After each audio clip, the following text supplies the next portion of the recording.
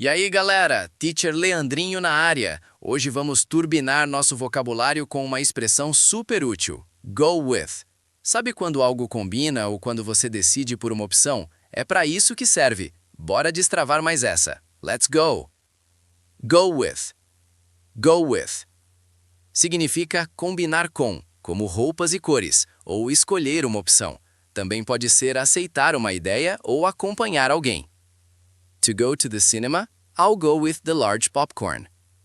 To go to the cinema, I'll go with the large popcorn. This bag doesn't go with the shoes I used to go to the restaurant. This bag doesn't go with the shoes I used to go to the restaurant.